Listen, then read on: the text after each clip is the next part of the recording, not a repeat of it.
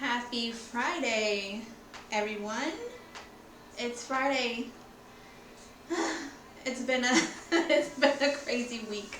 As you can see, I am by myself. I am by myself. I don't like being by myself.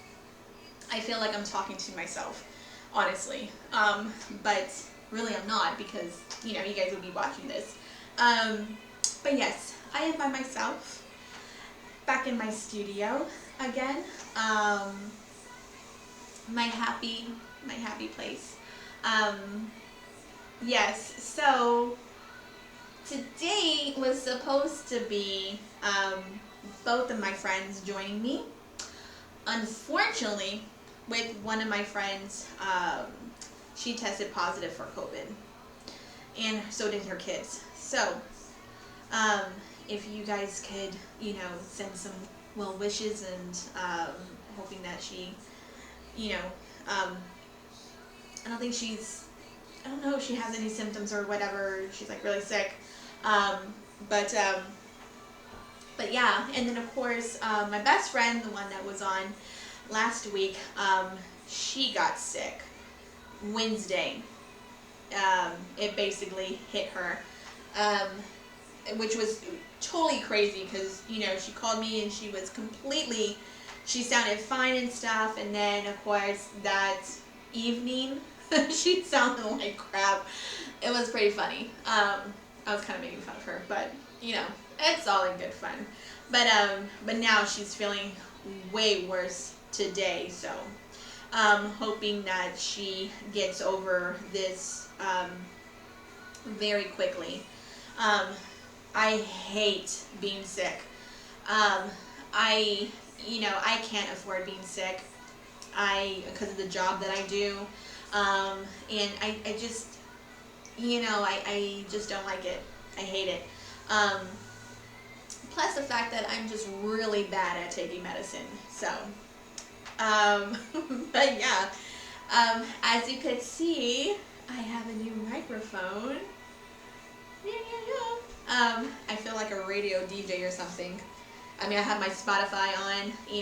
I could bust out some tunes and stuff. But so yeah. Um, so it's going to be probably a kind of like an intense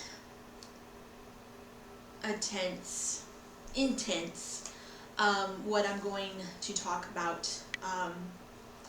And feel free to, write any comments and stuff, or, what you've either experienced or just basically what you want to, kind of put out there, that you could relate, or, whatever you feel. Um, I love to get people's take and, um, either their take or, their story. And so basically, I'm telling a story today because it's just me, and it's going to be a very sad story. So you might want to get some, Kleenex and stuff, because if I'm going to cry, I'm probably going to make you cry.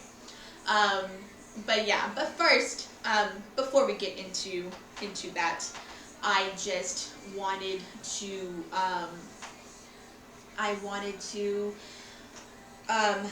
thank everybody who has subscribed to my channel. I think I have like 10 subscribers, and from last week's, I guess you could call it a podcast. I don't know.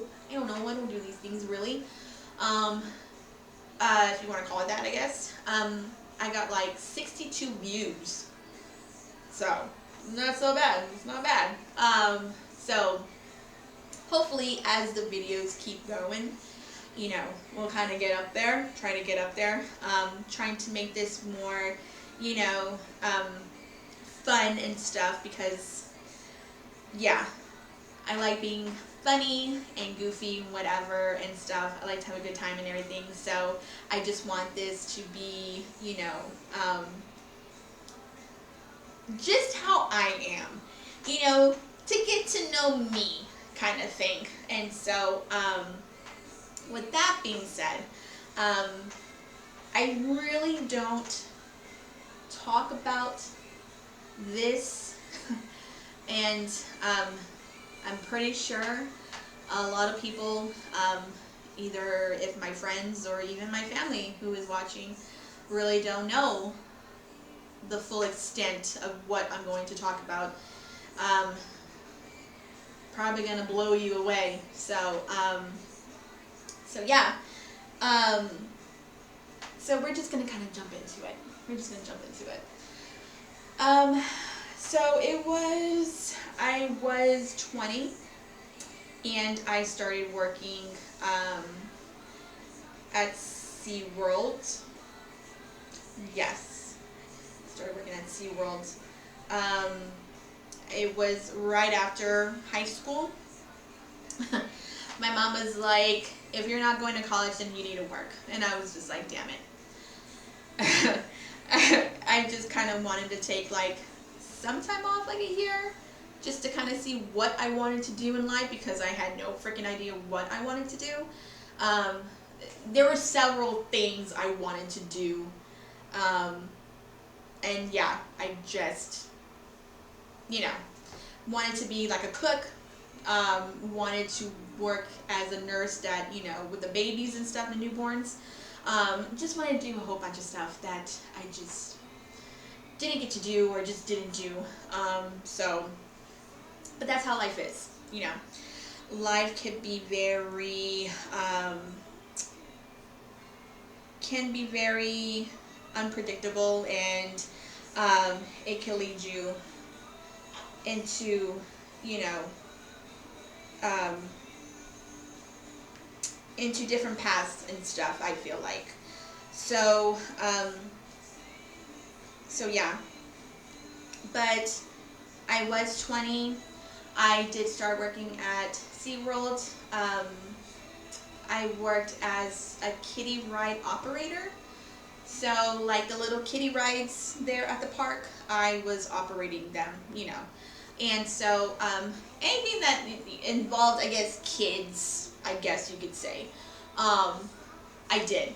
Or that's what I did. So, and I met this guy, or this guy approached me, and, we kind of hit it off, I guess you could say.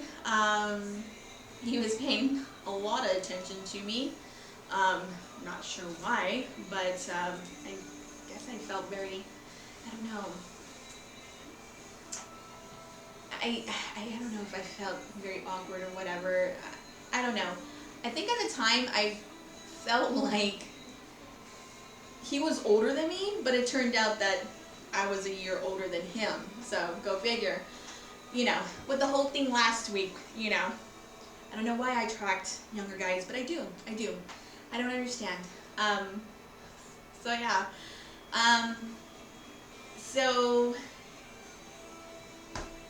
I met him, and I think we talked for maybe like 2-3 weeks, I want to say. And then of course he asked me to be his girlfriend, and I said yes. I don't know. I guess I'm a risk taker. I don't know. But yeah, I said yes, and it was good, as all relationships are in the beginning, It's always like the honeymoon phase and stuff. It's, lovey-dovey, and, the calling and the texting and stuff like that, and, going out and everything. So, sunshine and rainbows in the beginning. And then it's like their true colors kind of start to show. And so that's what basically kind of happened. Everything was going good. He was my first. He was my first through everything. literally everything. And yeah, so we were kind of going into, I guess, October, and him and my mom did not get along at all, and I do not blame her at all for not liking him. You know, she had every right to not like him, and so they would bump heads so much, and it was just really hard, because it's like, you know, you have your mom and you have your boyfriend, you know, like, who do you choose, you know? And it was just really hard. And so he convinced me to move in with him, and he was still living with his mom, and so of course her rule was, if you're gonna live here, you're gonna sleep in separate rooms, because of course we weren't married. And so I was like, that's fine. But of course, he always wanted me to sneak into his room. You know how that goes. So yeah, I always ended up in his room. And, but yeah. So, I think before I moved in with him, he, what you guys would have to understand was that he was, he had bipolar, you know, and he had ADHD, and so he was taking medication. He was taking medication, and he was seeing a therapist, and so I never kind of dealt with someone like that, or who had that, and so I would have to kind of like look it up and stuff, because I didn't know what that really was. I don't even think I've ever heard of it, or I can't even remember if I heard of it or not, but kind of getting like an insight on it, and so when I finally, I guess, moved in and stuff, he stopped, you know, taking his medication, and he stopped seeing a therapist. He would tell me that I'm fine, you know, I don't need it. If I take it, it just makes me, you know, I forgot what he would say, what it just didn't, he just didn't like taking it, or he just didn't like it, how it made him feel and stuff. And so that was him, you know. That's your choice, you know, whatever. If you feel like you don't, then okay, you know. So I guess at the time, I just wasn't really outspoken how I am now. And I guess that's how it is, you know. You could be, I was very shy. Very shy. My thing is that, you know, I'm not going to go up to you and talk to you. If you want to talk to me, you're going to come up and talk to me. But I'm not going to go and talk to you. You know, that's how I've always been. And a lot of people think like I'm snotty or whatever. No, I'm not. It's just, I'm not that type of person just to go up to somebody and be like, hey, how's it going? You know, like, no, that's not me. Now I am, but back then I wasn't. I was so freaking shy. And so just kind of kept to myself. I've always kept to myself. And so yeah, moved in with him, and things started to just kind of, you know, I started seeing how he really was. There were times where, you know, he would do things for me, and then just other times it was just, you know, he would just blame me for a lot of things that, you know, I just didn't need to do and stuff.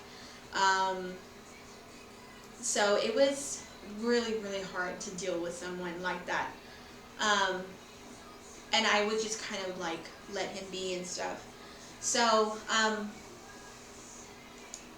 there was, or he, there was one time where he told me that he was going to go and help his friend with fixing her car.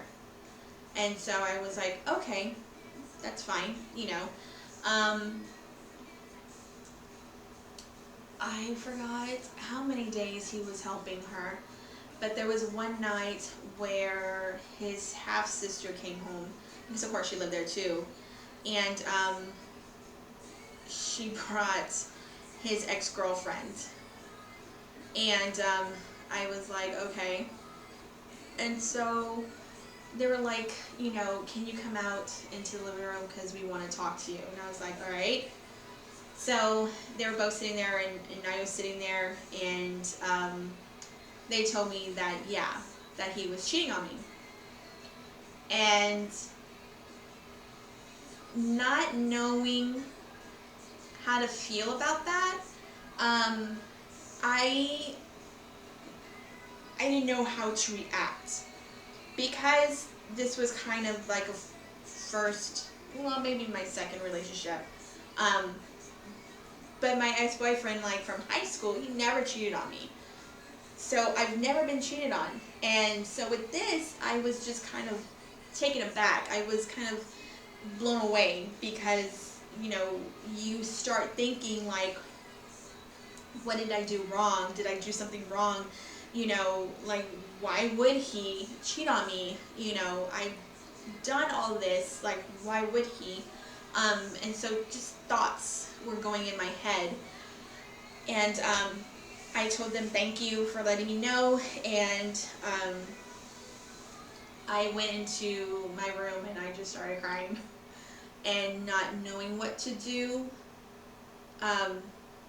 Well, I knew what to do, but I think I wanted to hear it from him. And I remember he came home and he asked me, you know, what happened, and I told him. I think I was angry. I was like, how could you cheat on me, you know? And he was like, what? And I told him, like, yeah, you know, of course his sister and his ex, they told me that you're cheating on me. And he got so pissed. And that's one thing. When they start getting defensive and stuff, you know they're guilty. Straight up. You know they are. And I remember him yelling at his sister and stuff, and, you know, him telling her, you better tell her that that's a lie, that you didn't see anything and stuff, or you don't know anything, or just telling her to tell me, like, that she was lying, basically. And so she did. She was there and was like, oh, we were just lying or whatever. And I knew she wasn't, because the look that she was giving me was like, you know, really not, but, you know. And so it's weird, because I sometimes get these feelings and stuff. And he was like, I'm going to prove it to you that I'm not. And he calls her up. And I knew where it was going. I knew, like, he was probably going to tell her, you know, oh, don't tell her that we're, you know, sleeping together. Tell her that I'm just fixing your car and stuff. And so he hands me the phone, and of course, you know, she's there like, oh, hi, and blah, blah, blah, and just telling me, and I'm like, okay, you know, full of shit. And so I probably think that, you know, when I was agreeing with her and like, oh, okay, well, thank you for telling me, she's probably thinking, yeah, this stupid bitch, you know. And I'm just like, no, you're the stupid one, because I know that, you know, you're messing with my boyfriend and stuff, but you're not going to have the damn balls to fucking tell me. So whatever. And so, but also, yes, I'm a dummy, because I stayed with him. And we do things We do things so stupidly, and, you know, we do things stupidly, but they're meant to happen. They are meant to happen in your life. And I feel like, you know, maybe I was supposed to stay with him up until a certain time. That's how I feel. So, so getting out of that, it was pretty bad. So, I mean, just the relationship. It was just, you know, we had good days, we had bad days and stuff. And, of course, him being my first, and me being very unexperienced in the whole sex thing and stuff, you know, he would tell me, like, that he couldn't get anybody pregnant. And so, you know, stupid me, you know, I believed him, and I was like, okay, you know, that's fine. And, so, of course, we used unprotected sex, and what was weird was I would get my monthly, you know, visitor every month. And so I was like, okay, well, maybe he can't get me pregnant. So maybe that's a good thing. Maybe, okay. All right. So, come the end of January, I believe, maybe it was the end of January, I think, I started to realize that I haven't started yet. And I started getting kind of scared and didn't know what to do. And so, I told him, I was like, I think we probably have to get a pregnancy test. Excuse me. And so he went to go get one, and I remember being in the bathroom, and of course, we were waiting for the results, and I was just like, oh my God, please, please, please, please, please. And it was just so fast. It was so fast. It already showed that I was. And of course, he's there jumping up and down and stuff. He was, you know, happy and everything. And I'm just there, like, the blood just rushing from my face and stuff. And I was just like, oh my gosh, you know,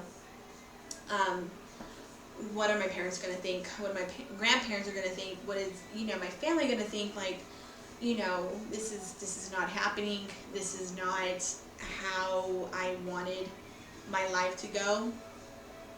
And, you know, if you agree with me, we all have how we want our life to go. And for me, I wanted to meet that person that I'm meant to be with, and, you know, have a life with them before, you know, just like the normal stuff, you know, you date, you know, for a while, and then, you know, you live together, and then you know, you get the proposal, and then the marriage, and the kids, you know. That's how I wanted it. That's how I wanted my life to go. And of course, you know, it didn't go that way. I wanted to have kids when I was like 25, and just, you know, start having a family. I wanted that time, just me and that person. I wanted that time for us. And I wanted to go, and I wanted to travel and stuff, and just do things. And so it didn't happen that way. And so it just kind of felt like, you know, your life on fast forward, and you're just trying to stop it. And it just, yeah, that's how I felt. And so I remember walking out of the room, or the bathroom, and he was there telling his mom, and he was so excited, and I just walked in there like, like a zombie, like a dead person, just there. And I remember she asking us, if we love each other, and he said yes, and I said yes, and and she was like, okay, well then you guys have to get married. Which, no. Just because you have a kid or you're pregnant doesn't mean to get married, because you never know how that relationship is going to go. And of course, it's, I guess, his mom or like my grandparents, they're old fashioned and stuff, so it's just kind of like, oh, you're pregnant, you gotta get married. And it's like, no. And so, but we did. And my sister did my hair. Of course, I don't wear makeup, I only wear lipstick. And so, yeah, so the 40 years of my life, I've never worn makeup, just lipstick.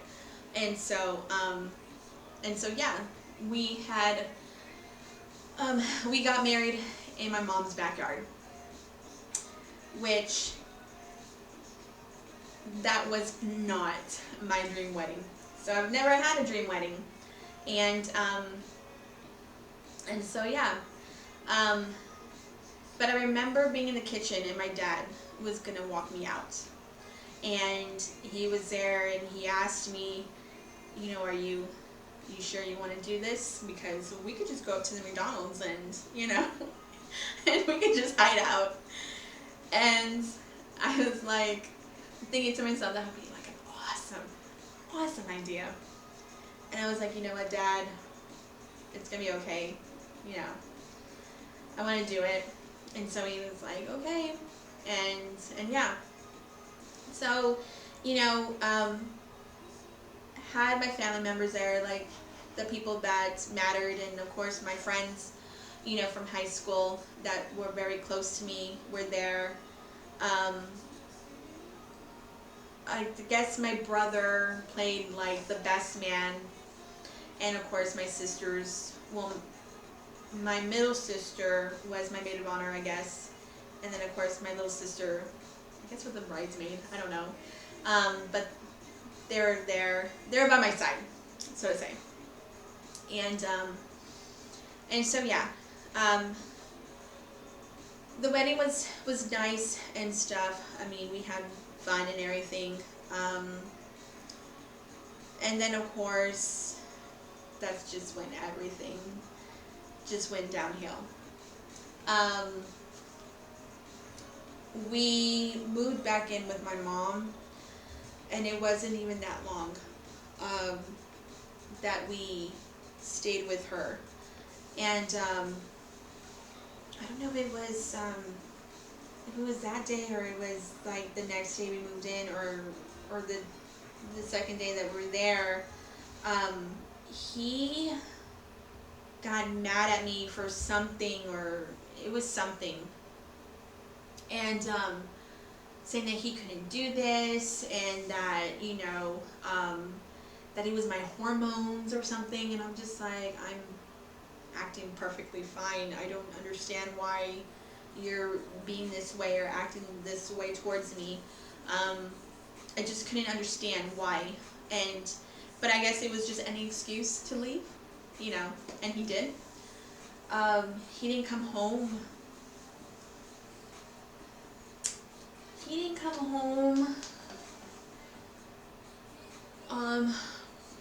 I know he didn't come home that night. I don't even know if he came home the next day. I called his mom that night, and if he was there, and she said no. I wasn't sure to call him because I didn't know if he wanted to talk to me or not. So I think the next day I remember calling him in the morning, I believe, and just asking like where he was, and he was like, well, I'm at my mom's. And I was like, okay. And he was like, you didn't even care to call and ask where I was. And I was like, oh yeah, I did. I called your mom. She said you weren't there. So what am I supposed to do? You know. And so I guess we made up whatever, and he came back. But being there, it was just, you know, it wasn't good. So we moved back to his mom's, and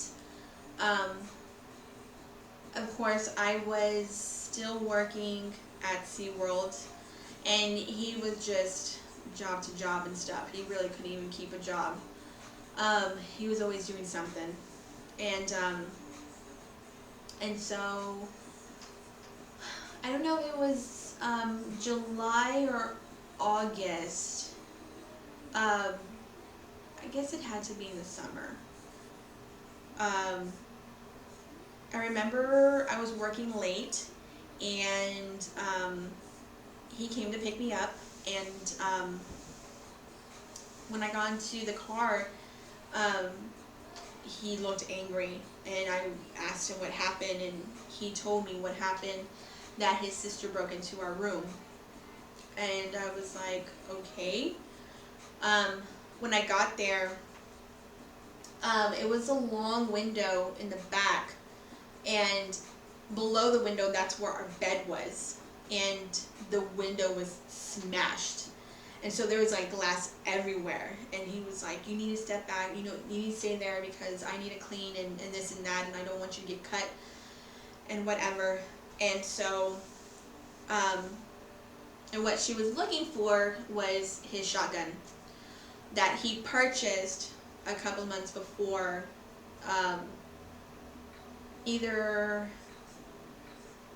no, I think it was after we moved out of my mom's house, and that's, I think around that time, that's when he purchased it and stuff.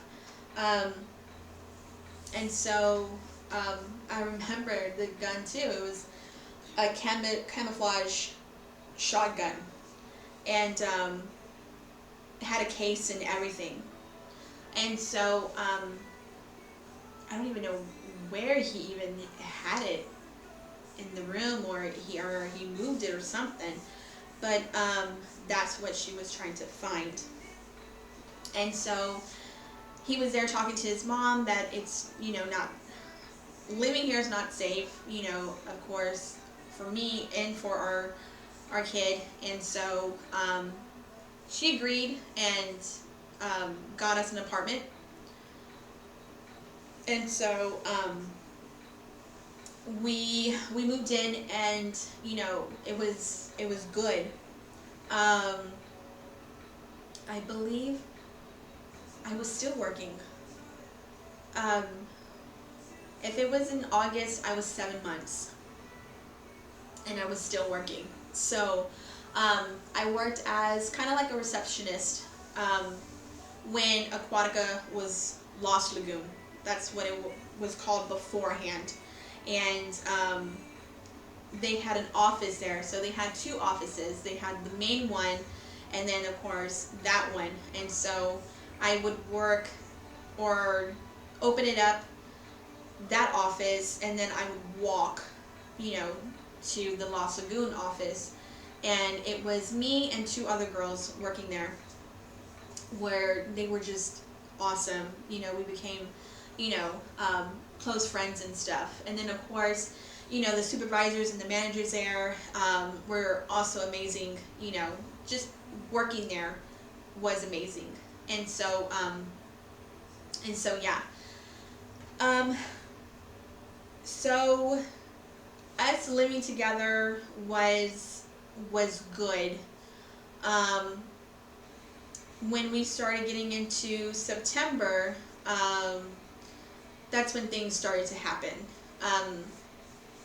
I remember he went to the grocery store, and he came back, and he was like, you know, going pretty fast, you know, getting things from the car, and then, you know, bringing them up and stuff, getting the groceries and stuff. He was doing it pretty fast, and I'm just kind of like, okay, you know. And then he was like, oh my gosh, you know, I forgot to, you know, get the pizzas that you like. And I'm just like, oh, it's okay, it's fine, you know, you don't need to get them. And he was like, no, I'm gonna go and get them, I'll be right back. And I was like, okay. Which the grocery store was on the other side, you know, so it wasn't even that far. It's like maybe a 5-minute drive, you know, um, from where we lived. And so he went, and then he came back, and he brought the pizzas and stuff, and he grabbed the phone, and then he went onto the balcony.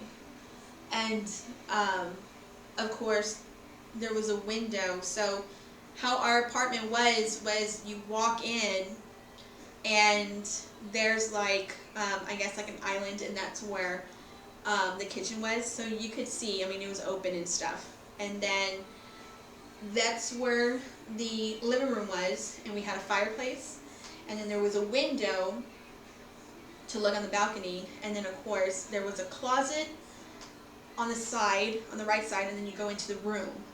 So when you went into the master, or the main room, our bedroom, if you looked to the right, there was the sink, and then if you go more, there was of course the toilet and the shower, and on the other side was our closet, and then on the left side, as you came out and stuff, there was of course the balcony, and I believe there was a window right next to it. Yes, there was a window next to it, and there was also a window by the front door, and so that was the layout of our apartment. And so was just very curious on who he was talking to, because it lasted a while. And I asked him when he was finally done, like who he was talking to, and oh, it was just a friend I bumped into. And I was like, okay. I didn't think anything of it. And so, come to find out that it was an ex-girlfriend. And so, yeah. And that would be another topic that we would talk about next week. But, so yeah. There were some nights where he didn't come home until like 2, 3 in the morning. And so, of course, you know, me being 7 months, living in that area that I did, if anybody who's on, you know, is from San Antonio, I lived off of Marbach at that time. And so I lived there, and I was just mostly by myself. And, you know, I would paint and stuff, you know, while he was gone and everything. And just by myself. I was sleeping by myself, you know, pregnant and stuff. And it kind of sucks because, you know, when you go through a pregnancy, it's like, you know, you're supposed to be happy and enjoy the pregnancy, and your husband's supposed to be there and adore you and whatever, 'cause you're having his kid and stuff. And then in my case, it wasn't like that. You know, my husband was basically cheating on me through the end of my pregnancy. Actually, probably through the whole pregnancy, I think he was cheating on me. And, but I just didn't have anybody to tell me. And so, he, started seeing her behind my back, and, I mean, I knew. They didn't, you know, keep it secretive. They didn't. They were like the most stupidest people like ever, you know, because if you're going to cheat, you're going to do it behind somebody's back. You're not going to do it right in front of them, you know. And so, he would go and take out the trash, which, like, the dumpster was right there. So only it would take you like 10 minutes tops to go, throw it out, and come back. You know, maybe 5-10 minutes. No, he didn't come back until an hour. And so I'm there looking out the window and stuff, like, where is he? Where is he? You know? And yeah, you know, he's sitting in her truck. And they're there and stuff. I remember there was one time where, like, these two people, I think they're two guys or something, or one guy, I don't remember, but they were selling something, and so they invited that person into my apartment. Of course she's there. And they're just there talking, whatever, and it just seemed like I was the odd person out. Like, my husband and that damn chick were a couple, and I'm just like the side person who's fucking pregnant and stuff. And I made it be known that I was pissed. I was so damn pissed. And after that person left, he went to go and walk her out and stuff. And I'm there watching because she was parked right there. And so how the window was, I could see, you know, her car and stuff, her truck. And, you know, he's like leaning in close and stuff, and then all of a sudden he leaned in more, and he fucking kisses her. And I'm like, this son of a bitch. Alright. And so he comes back in, and I was like, I just ripped him one. And just cussing at him, and like, you know, and of course he's there denying it. How are you gonna deny it when I freaking saw you? Oh, well, you're seeing things. I didn't, not seeing shit. I know what I fucking saw, you know. And so, I was just completely pissed. And I remember, I'm not too sure if he went to his friends or something, and I'm just sitting there, and I just couldn't take it anymore. I could not take it anymore, and I would tell him that I want a divorce. Like, I'm done. I'm so done. You know, at that point, I just didn't love him anymore, because it wasn't even a marriage. It was never a marriage, and, you know, this is not how I wanted it to be. And so, he was like, no, you know, let me go home and, you know, let's talk and stuff. I don't even know what there is to talk about, but whatever. So, I remember him coming home and sitting there and talking and stuff, and just like, why you're doing this to me? You're cheating behind my back. Not literally, I mean, you're cheating me right in front of my face, you know? And it's so stupid because when you confront, you know, your boyfriend, your husband, with the damn chick right next to them, like, come up, you know? You say nothing's going on, you say you're just friends or whatever, then come up to the damn apartment. Prove me wrong, you know? And I told him that one time. Yeah, come on up. And they're just smiling and, like, laughing. You know, thinking like it's funny, thinking like I'm, you know, stupid or I'm crazy, because that's what guys make you think. Like, you're freaking crazy and stuff. And it's like, no. You know, I don't think so. And so, I remember telling them that, and then, you know, yeah, she drives off. And I'm like, so what? Her bitch ass can't come up here, or what? Oh, well, she had to go, and, you know, and this and that. I don't know why you're acting like that, and blah, blah, blah, and stuff. And I'm just like, because you think I'm freaking stupid, and I'm not. Because I know what's going on. But you're going to be there and keep denying it? All right. So, you know, it was just little by little where, you know, I was just getting my voice, and I was just, you know, to the point I was done. And, you know, he was like, you know, saying that I'll stop talking to her, you know, I'll go and end things and stuff. Yeah, okay, whatever. Because, yeah, he didn't want a divorce and stuff. So I was like, whatever. Excuse me. And so, he went to go and do that, and that didn't even last long. I remember him like telling me to go to my mom's and stuff, you know, that we needed some space or whatever. And I was like, fine, whatever. And I don't know if it was that day or the next day, I remember him coming. And I remember us sitting on the driveway, and he told me, he was like, I'm not in love with you, I'm in love with her.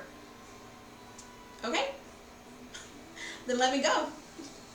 And I don't think he, you know, expected that reaction, but I was like, I'm done. So what do you want me to do? You want me to beg you? I'm not going to beg somebody if they're not in love with me anymore. And that I am not feeling it anymore.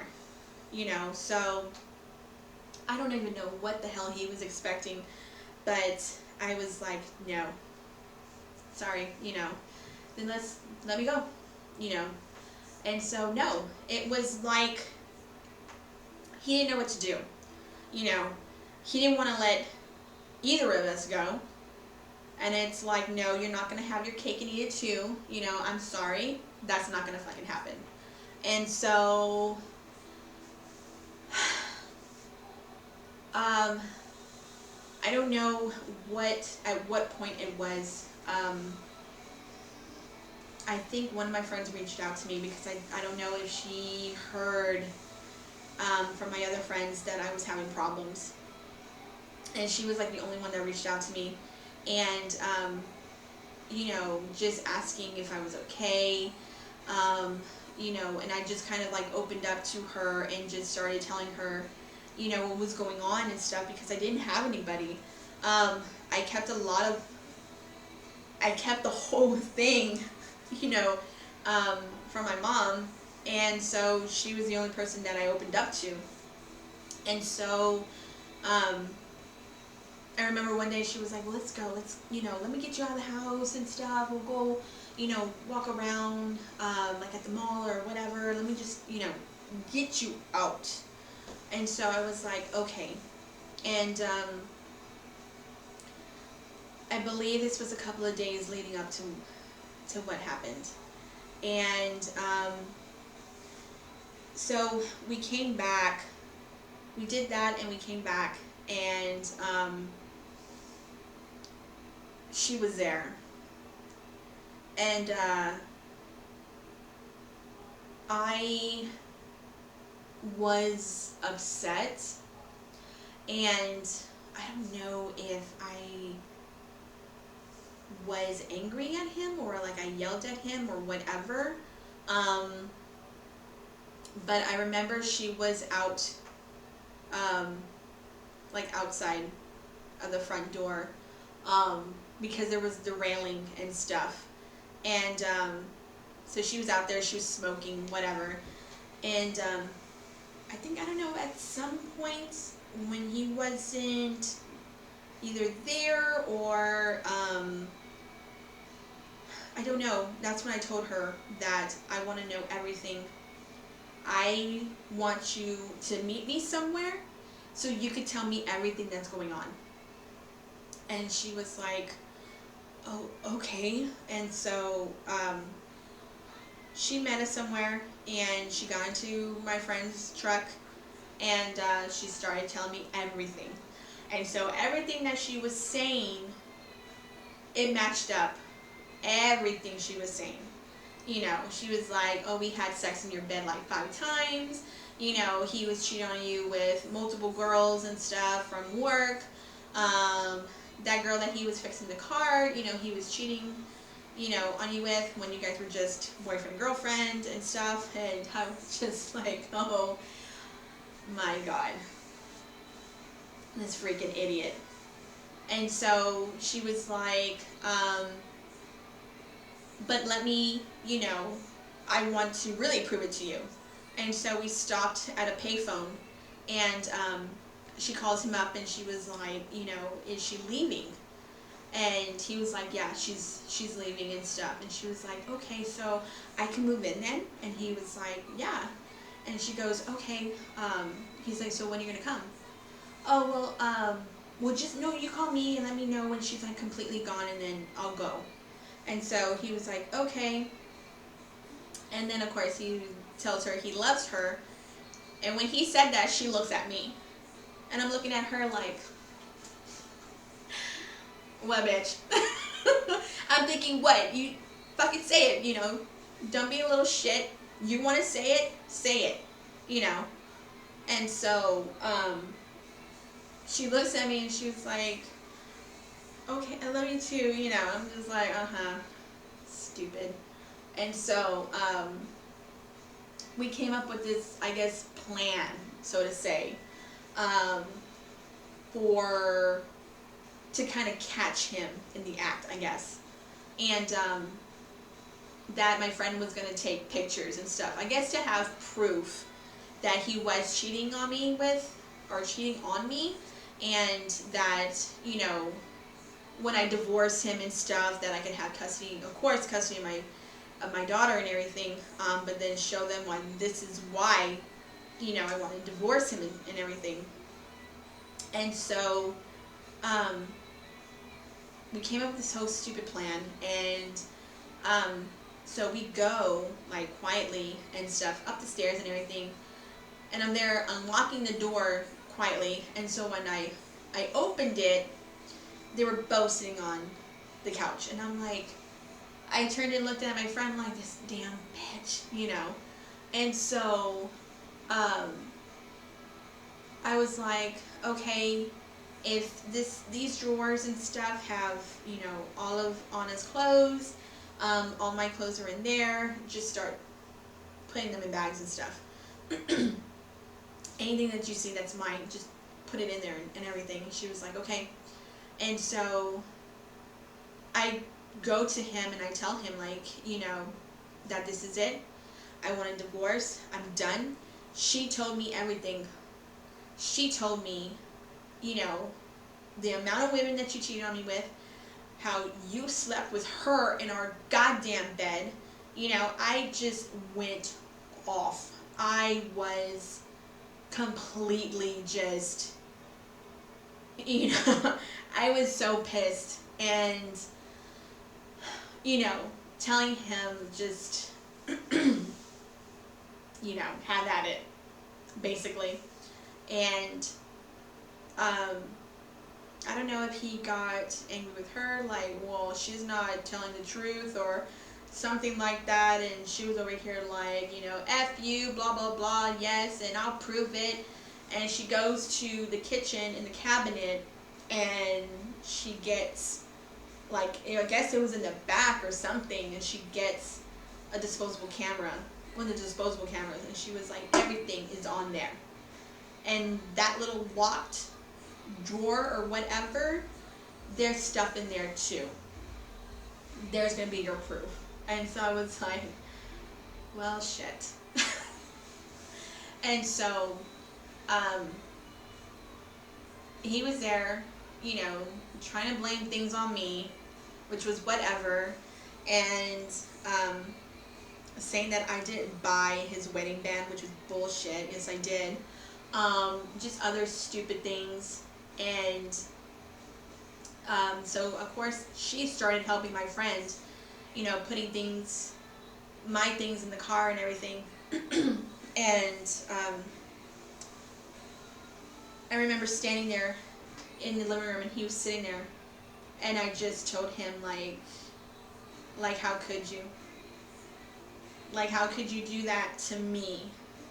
You know, the mother of your child, your wife, where we stood and said our vows, and you do this to me. And the one thing is that I knew he was going to be a good dad, but he was not going to be a good husband. And I knew that right off the bat.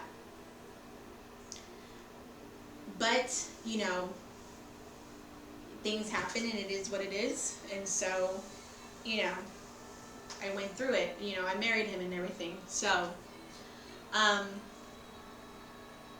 and I guess she was going to leave him too. Whatever. I think that was like bullcrap. And so he was like, well, if you're both leaving, then I might as well. So he goes to the closet, and he gets the case with the shotgun in it. And I didn't think that he was going to harm us. I was more worried that he was going to harm himself. So as much as I was so beyond pissed and stuff, I was still worried about his safety. Because that he was bipolar and, what he was going through and stuff like that, that's not what I wanted. And so he goes and he takes it to the car, and he comes back, and he writes something on a piece of paper, and he throws a pencil, and he takes off. So as he was walking out the door, I go and I see what he wrote on the paper, and it was his name, leaves everything to me, and of course he signs and he dates it.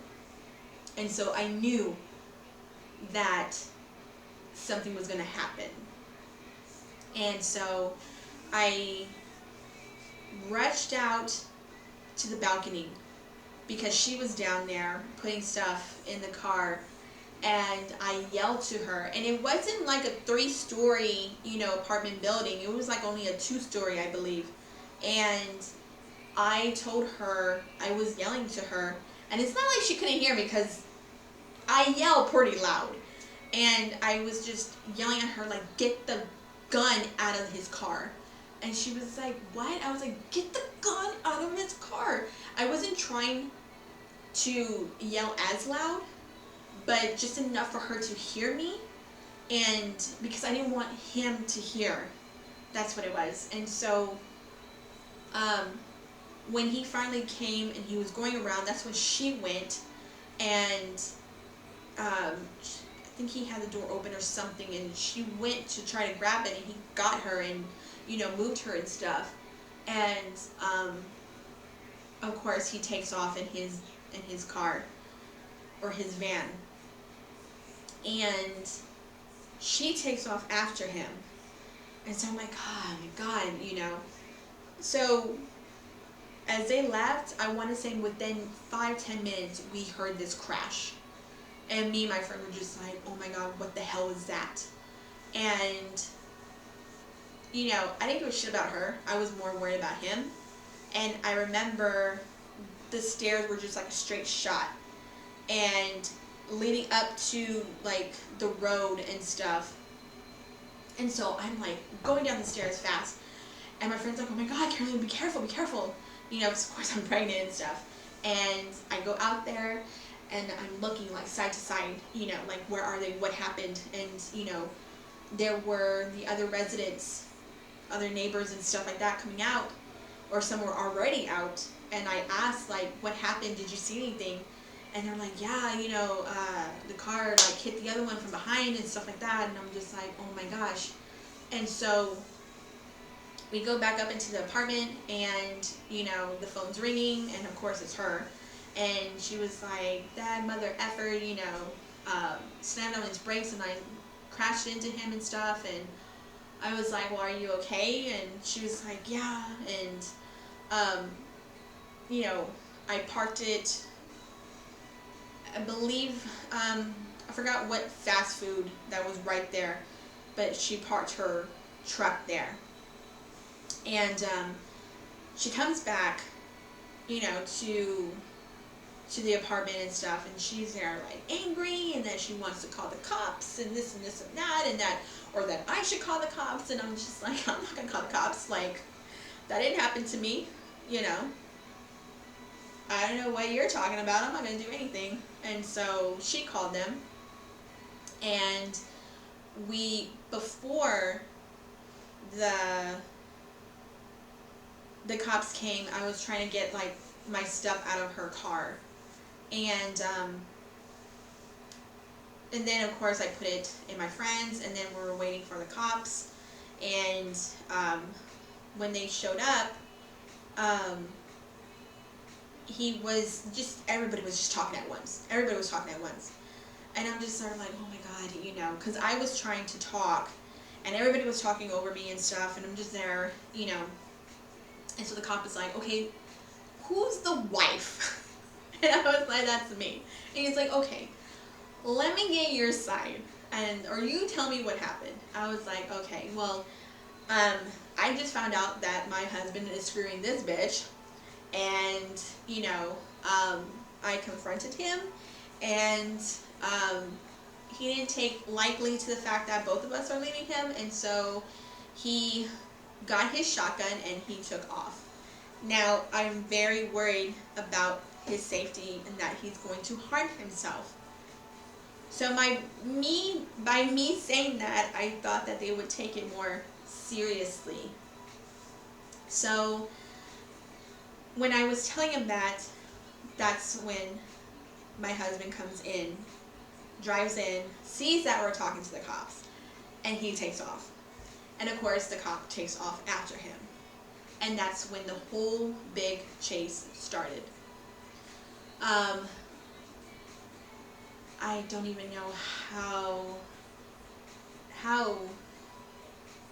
he was able to do that. I mean, he was shooting at them. I heard he went through like my mom's neighborhood.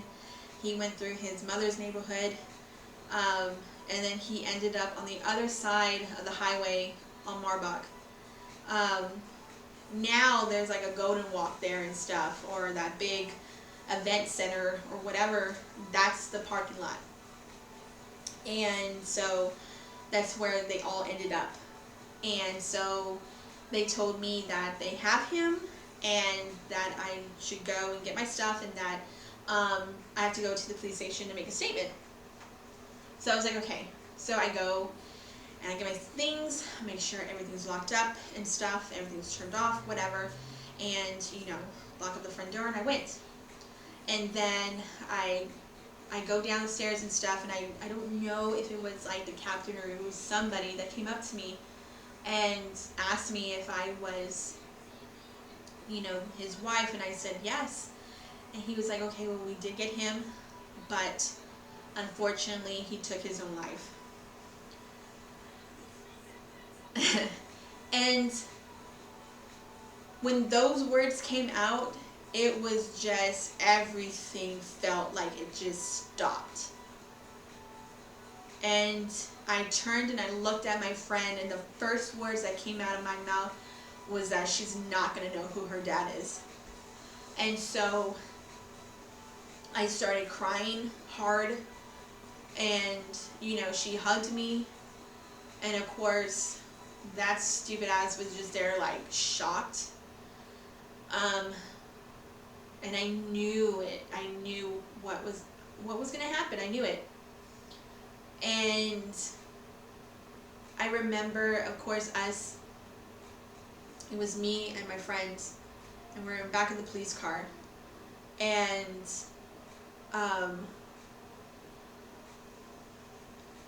I felt numb. I didn't know what to think. I was like, they probably have the wrong person. Like, you know, he's not gone. They're lying to me. Like, anything that I was putting in my head to make me believe that this is not happening, this is not true. And I remember just looking out the window, and I was looking up at the sky and stuff, and just like, what else are you gonna throw at me? Like, seriously, you know. And it just felt like I was just not meant to be with anybody at that point. Like, I was just meant to be by myself and just raise my kid. And so, you know, you always think that. You always think, like, what did I deserve to go through this? Or, you know, is God punishing me? Like, what did I really do? You know? So those were kind of thoughts that were in my head. And just thinking, like, I'm a good person. Like, what the hell? And so I remember being in a room, my friend's on one side, the dumb shit was on the other, and Of course, they call her first, my friend, and I'm sitting there and I'm just quiet. I'm showing like no emotion, no nothing, and she's just sitting there like, oh my God, I'm so sorry. I didn't know this was gonna happen. I should have just, stopped and whatever crap that she was saying. And I did not look at her once. I didn't look at her once. I didn't even say nothing. Like I was just done. And oh, if you need anything, I'm here. And I'm just like, whatever. And of course they call me. And so I go, and the person's kind of sitting like in an angle to me. And so I'm just seeing the back of him. And he was like, okay, so I want you to kind of tell me from this point to now on everything, and you can't leave anything out. And so I was like, are you kidding me? I just lost somebody and now I have to relive it? Yeah, perfect. Perfect. So sitting there and just going through everything completely sucked. But he was understanding and stuff, like, you could take your time and whatever, because of course, everything was just still fresh and just reliving everything. And so after that, after I was done, I didn't even know where to go. I've never been to a police station and stuff, especially ours. And so I was just kind of like, did my friend leave? Like, what's going on? And I was just following like the exit signs, and I went through these 2 double doors, and there was a long hallway and 2 double doors at the end, and I'm walking, slowly, and I was looking down, and then I hear the doors open, and when I looked up, I saw my dad, and watched him, and I just started crying, and like he hugged me and asked me if I was okay, and I said yes, I'm fine. And so he got me something to eat because I did not eat at all, and went home. My mom hugged me, my sister hugged me, and told me that they were sorry. And so I was trying to eat, and I really couldn't. I don't even know what time it was. I mean, it was so crazy because I didn't even sleep at all that night, or just I was awake the whole night, and I knew that it was going to be on the news. I knew it was, and so I stayed up for that. And sure enough, they showed it. And they showed him sitting in his van.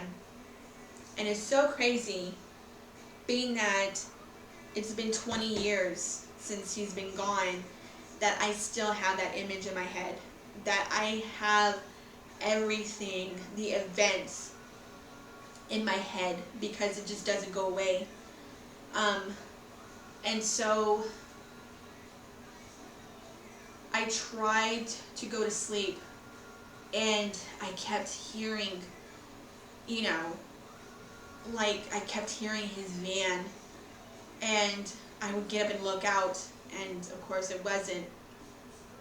And that would happen a couple of times, just thinking like, they were lying and stuff, and but yeah, it wasn't. And so I had to go to my mother-in-law's and tell her what happened. And of course she was writing out to what to say in the obituary, and to basically what to do. And I told her that that we should have him cremated, because he hated bugs, especially spiders. He was scared of them. And so that this would be better. So we agreed. And I remember, I guess you could say, the rosary or something. It was raining that day, or that night, and they were all, some of them were outside making sure that she wasn't going to show up. A lot of my co-workers showed up, my friends showed up, So it was nice to have that support. And went to eat afterwards, and was there trying to put on a happy face and stuff. And so yeah. Um, and then of course, I guess we want to say like the funeral, like burying him and everything. Um, that was a sunny day, and I remember it was windy and stuff. And yeah, so it was really, really hard. When I was with my friends, I would put on a mask and just, I'm there like joking around and laughing with them, and they would just like kind of freaking out, that I wasn't, I guess, grieving. And I felt that I didn't want to show that to them. I wanted, to grieve on my own, um, privately and stuff, and not show people that. And so, I just wanted to be myself, and that's myself. I joke around and I laugh and whatever, and so, so going into October, like the weeks leading up to going to have my daughter, I think I stopped working. I stopped working, and then, so my daughter was supposed to be born on the 15th of October, and I did not have her until October 19th. So it was 1 month to the day. So my husband passed away September 19th, and I had my daughter October 19th. And so that kind of just blew me away that happened like that. But I think beforehand, I needed his birth certificate, or not the birth certificate, well, I think, or our marriage certificate. And I remember that I think it was in the van. And so me and my mom, we went to the pound, where they have the cars and stuff. And of course, that's where they had it. And it was a very gloomy day, and it was like misting and stuff. And so she was like, well, I'll go and I'll get it. And I told her no, I want to go. I want to see. And so I remember riding in the golf cart going. And then I see the van, and I see the tires blow out, and I see bullet holes in, the front window.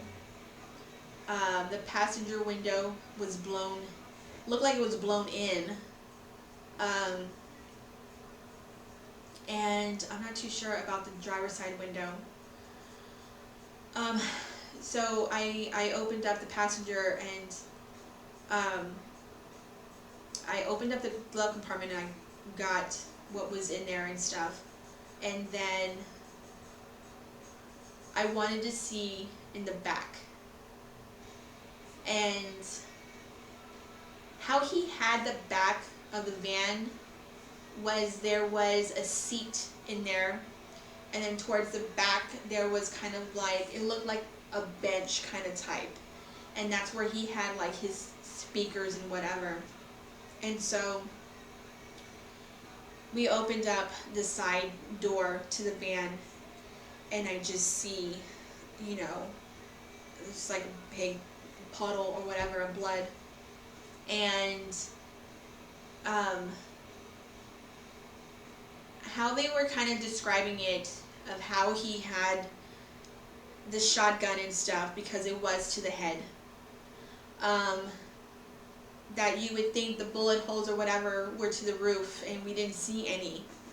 So I don't even know how that even happened and stuff, or how he even did it. But still, that image is still in my head. Seeing something like that. And so it was very hard. And then, of course, you know, then I had my daughter, and that was just, you know, like the best moment was her. And it's crazy because I didn't go through any postpartum depression at all. I knew, you know, that I had to get my head on straight, that I had to grieve on my own and accept the fact that he's gone and stuff, and that I'm a single mom, and I have to be both roles, and that she is all I have, and, you know, I had to be there, you know. And so I busted my ass, you know, being a single mom and stuff, and working and raising her and everything. And so, you know, she was the best gift. What he left was her. And I'm kind of glad that she's like me. She is like such an independent person. She's, you know, she's such a great kid, and she's a good mom too. And so when you look at that, you look at your kids, you know, you always think like I did a good job, you know. At least one thing in your life, you did a good job as, you know, raising your kids right. And so that was the most important thing, was, you know, raising her and stuff. And I mean, there was things that I feel so guilty about doing, because I had so much hate for her dad. And, you know, just kind of putting that on her when she was like a certain age. And I knew like I had to stop being that way. You know, I didn't want to have like a bad relationship with her. I wanted her to be able to come to me and to talk to me and stuff. And so, you know, completely changed that. And like, you know, she's like my best friend. Like, I tell her so much stuff. She tells me so much stuff. You know, she's just like one person that I could lean on and stuff. So, you know, she's the best thing that came out of it. And so, but it's so important, you know, anybody in your life, or even you yourself, that are going through things, you know, to not think that that's the answer, you know, to take your own life. Because, you know, you only have one life, and of course we have ups and downs. We have like, you can have the worst damn luck, or, you know, either how you grew up or whatever, but it's up to you to change that. It's up to you, you know, to make things right in your life. And I knew I didn't want to have a marriage like my parents. um, that I didn't want to be either like my mom, you know, because we learn things from our parents and we try to do better for our own kids, and they try to do better, and so on, you know, as life goes on and stuff.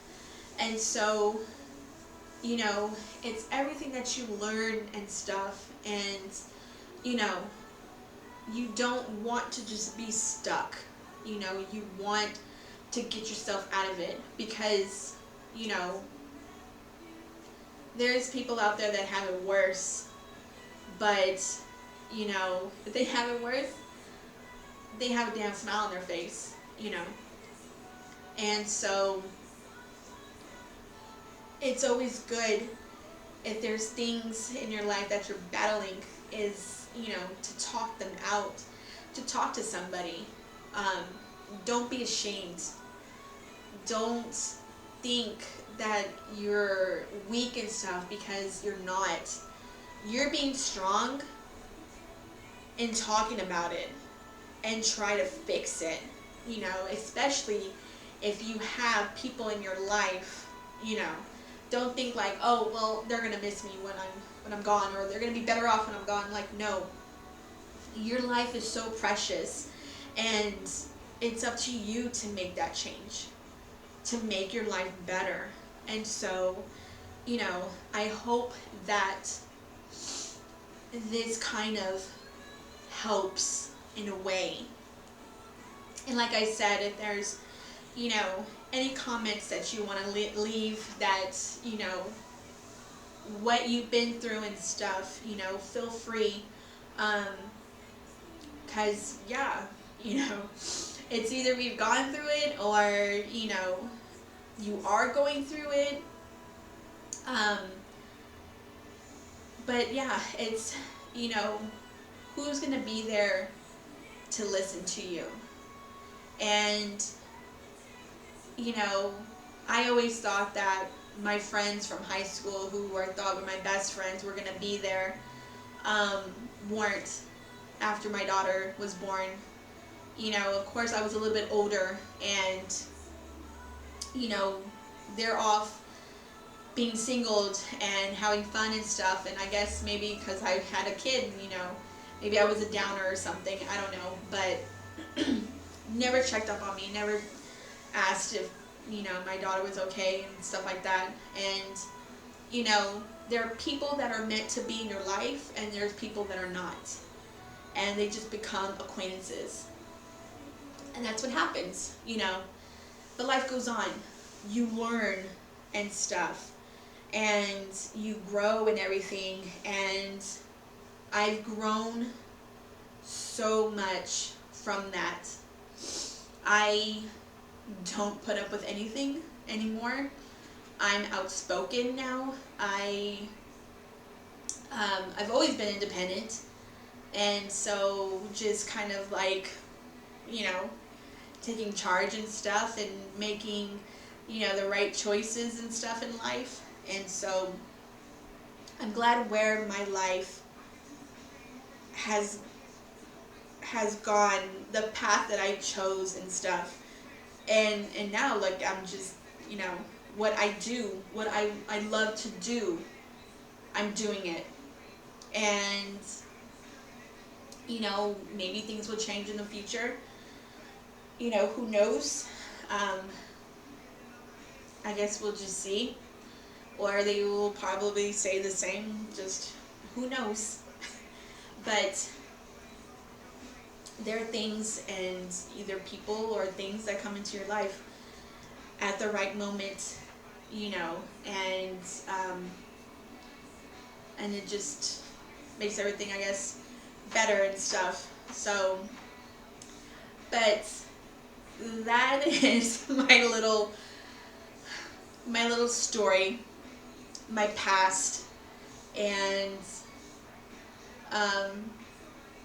something that I didn't choose to go through, but I did at that age.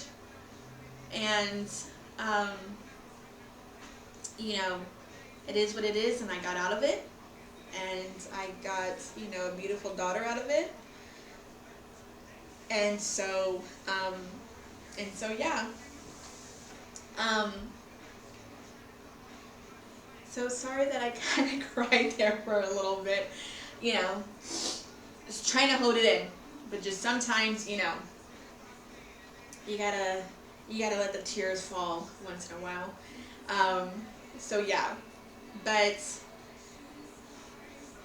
I guess I gotta talk for like an hour, so that's good. That's not almost 3 hours, but like I said, it's just me, and so that's just what I wanted to kind of basically talk about, and it was just about, the loss of either a loved one or your spouse or, boyfriend or whatever and stuff, and, if you feel lost in whatever, just, however the circumstances, how they passed, just know that they are with you and stuff, and that, you're not alone, and, anything that you think and you feel, just make sure you let it out, you talk about it and stuff. I know that it was pretty hard for me. I kind of kept that in. I didn't say so much about what happened, and so I'm pretty sure either family members or friends are just gonna be like, holy crap, that what I've been through and stuff. But I did tell my daughter, what happened to her dad, because I gave her a little bit, not so much. And so when I did tell her, she did start crying, and she needed a minute to herself to kind of process everything, because I know that was a lot that I laid on her. And so, but she took it well, and now she kind of looks at it like, like, how can you love somebody that you never met? And it's true. But also, I think she just has either resentment or a lot of, I don't think it's hate, but of what he did to me and stuff, and, she didn't like that fact, that he thought about himself and whoever he was, screwing around with was more important. And, but it is what it is, you always gotta pick yourself up, and just move on, because, life doesn't stop, and so, so yeah. So hopefully next week will be more better and happier and stuff. Hopefully my friends will be here. One of them will be here.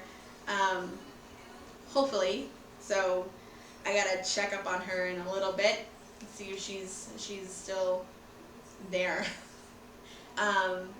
So yeah, but just wanted to kind of tell my little story and stuff, and hopefully, it reaches you at some point. So yes, I hope everybody has a great weekend. I'm pretty sure it's gonna be freaking cold this weekend. I'm not even sure if it's gonna be rainy or not. No, it's just gonna be cold. Rainy on Monday, so yay, to start off the week. But yeah, so I hope everybody has a great weekend, and also a great week, and I will see you guys next Friday. Probably upload this, or be uploading it like in the evening and stuff, so just take a look, or just keep an eye out for that. But I do appreciate everybody who's been tuning in and stuff, you know. Love the love and support. Love, love, love it. So hoping that this goes and gets bigger and bigger and bigger, because I do have ideas and stuff. And so, yeah. So I hope I see you guys next week, and enjoy the weekend and the